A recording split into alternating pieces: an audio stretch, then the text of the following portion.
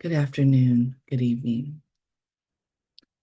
To pause amidst a continual barrage of fresh horrors is a radical act.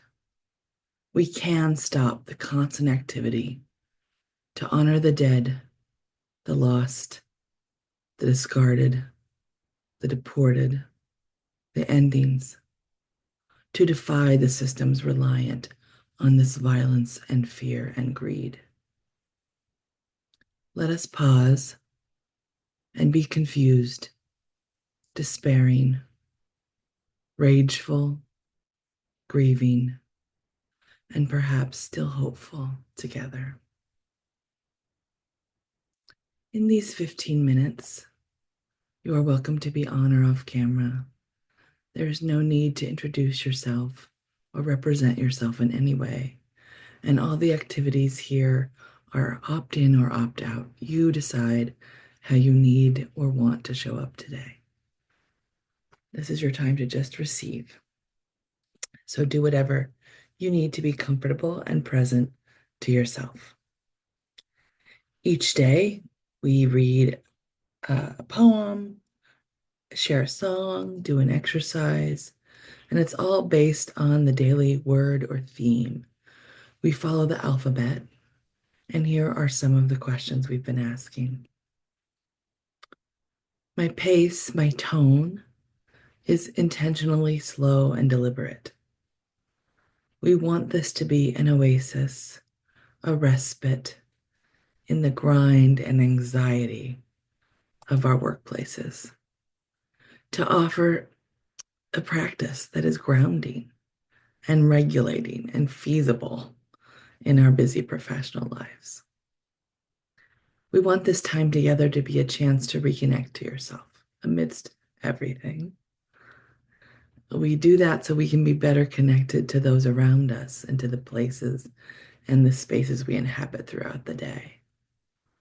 We reconnect because I believe that is where possibility lives, which is between us. And I will share at the end of this time together some links that can continue to connect us and that can support this free space to continue. So today's word is uncertainty. This idea of changelessness is such a lie.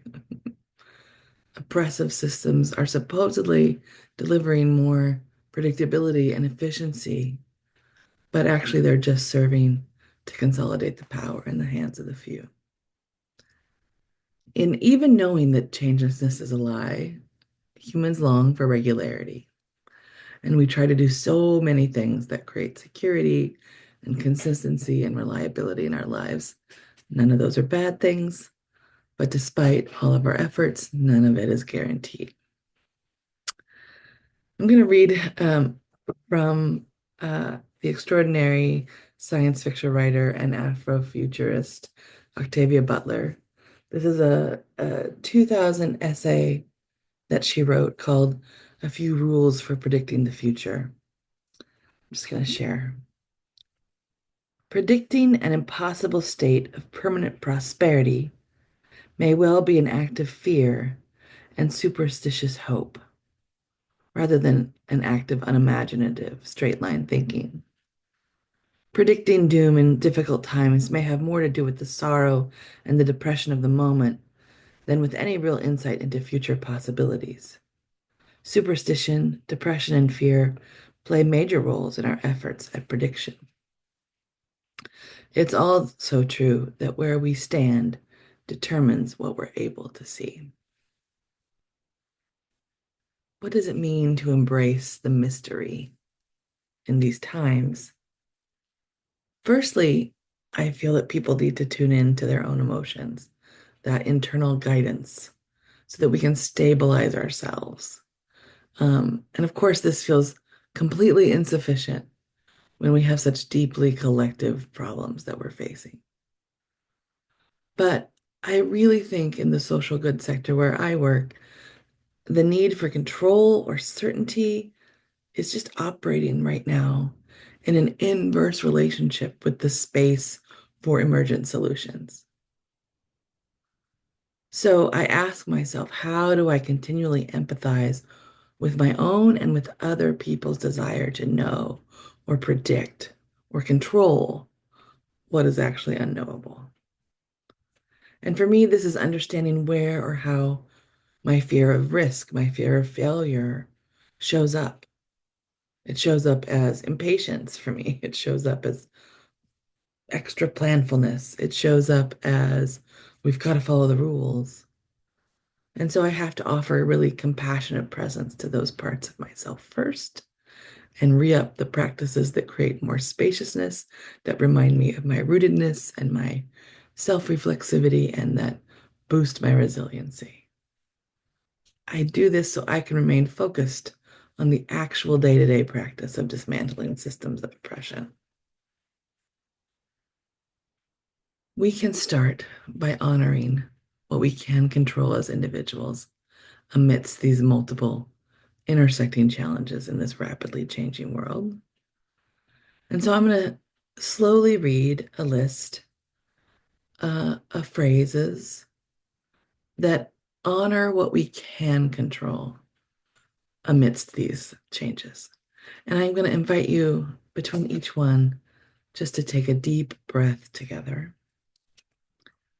and really hear and remember what we can control. The first is our breathing. We can control our breathing. We can control who we follow, read, or listen to. Our outlook, our mindset, our perspective.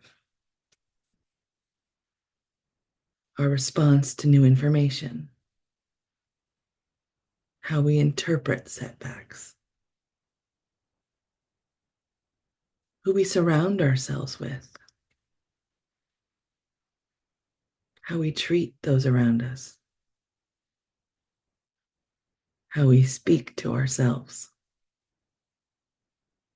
What we put in our bodies. Our sleep routine. Our level of honesty. Important one to me. How we spend our time. Where we direct our attention. What goals we go after. What we say yes and no to. How soon we try again after we fail or fall. When we ask for help. We can control how often we appreciate what is. Our joy, our rituals, our kindness, our work for the world, and what we create together right now in this next moment. I keep wondering for myself, can I discover that uncertainty is not necessarily a bad thing? And can I remind myself that maybe my role as a leader, maybe your role as leaders at this time, is to actually honor uncertainty, to protect the space for something else to happen? What happens if we stop resisting change? What happens when we put our intellectual reasoning and our perfect planning aside? What happens when we recommit over and over and over and over again to the steadfastness, trust, flexibility, and patience needed to enact change together? So I ask myself, especially, and you, how are you embracing the mystery? And what is the next step under your control towards a future worth living for? In times of crisis, Also, I remind myself, as much as anyone, that liquidity is more important than accumulation.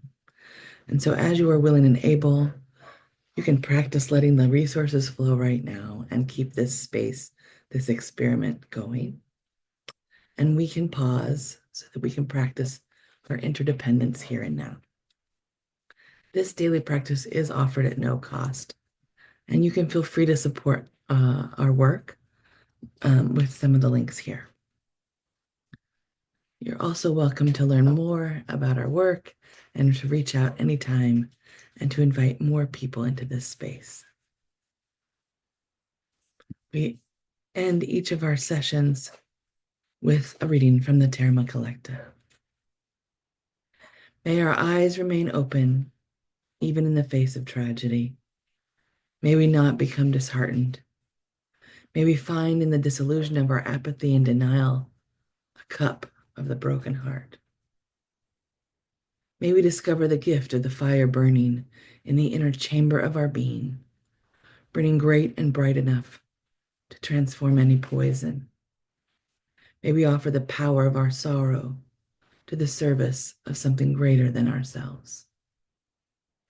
May our guilt not rise up to form yet another defensive wall.